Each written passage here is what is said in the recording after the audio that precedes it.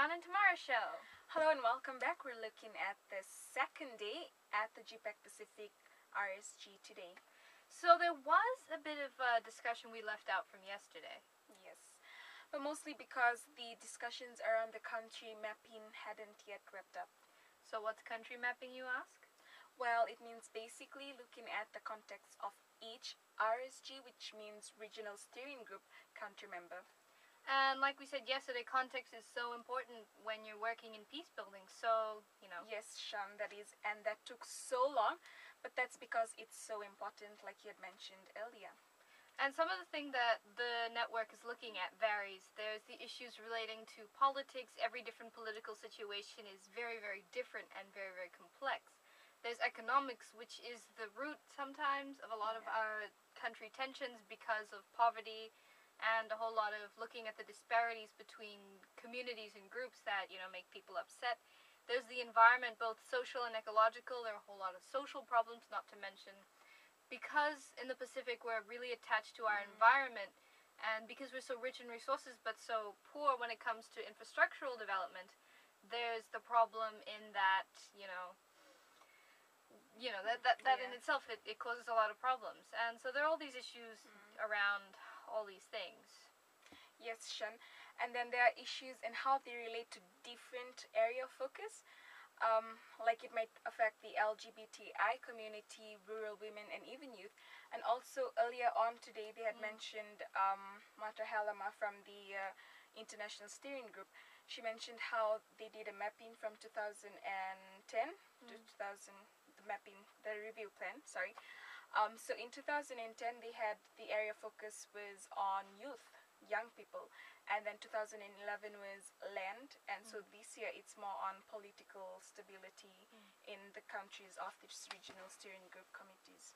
And then what they had pointed out was these issues are always there. It's just with each different year the focus shifts. Sometimes the state mechanism will decide that they're going to focus on and talk about this, like particularly here in Fiji. We've shifted from looking at certain things, and that's because the government basically says, we're going to focus on this now because and that's good in a way, but good and not good rather in other ways, because then you're losing out on issues that are just as important, but, sometimes things are dealt with, and that's the most important thing. So the RSG today also did a lot of planning, and without saying too much about it, the whole process, the order of the way that things were done, looking at the different contexts and looking at the different focus areas that you need to do, then that's how they can plan the sort of action that they want to take. Exactly. Yes, and especially as the mapping had happened beforehand, so you have to find a way to be coherent about the context as well as making sure that the work fits together.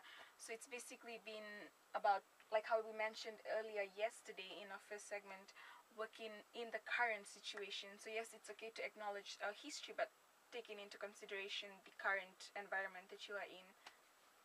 And the work is also taking an interesting turn, which is something that, we mentioned earlier, but the interest with youth in other Pacific countries, maybe not so much in Fiji, but there's a lot of worry in Solomon Islands, PNG, and Bougainville, because they're saying that the guns are ending up in the hands of the young people, and while that is them taking sort of taking action politically, saying, giving them a voice in a way, it's also really dangerous because that's the only way that they've learned to interact.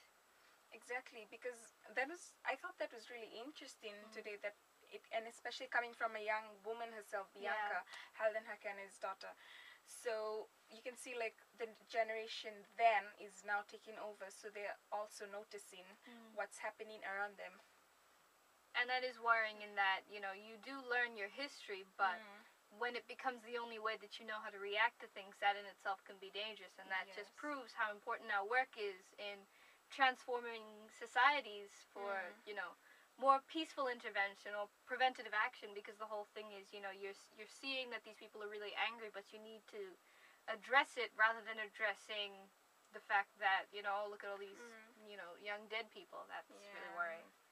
So thank goodness to outcomes mapping that's focused so, on paying behavioral attention change and noticing that these things need to be addressed. So identifying boundary partners in order to bring or conduct activities. that results in outputs processed, which contributes to the outcomes. Yeah. So lastly, I guess the networks need to be strengthened, especially their specificity. I mean, like, we collect stories as community media correspondents, but when we share, we need to make sure that these people have faces and that they don't disappear into statistics. Because we do work with statistics in a way, but it's mostly qualitative and anecdotal. So that's where we end our show for today. Thank you very much for watching the Shan and Tamara show. Yesterday's was a little bit cut together with some sticky tape, and there are a few rusty nails in there. Yeah. It was very late at night, but stay tuned as production quality soars. Like Po'oim had said today, mindsets are set in a positive way to overcome barriers. So stay tuned. We'll be back tomorrow for more GPPAC Pacific RSG Meeting updates. We'll be back with more.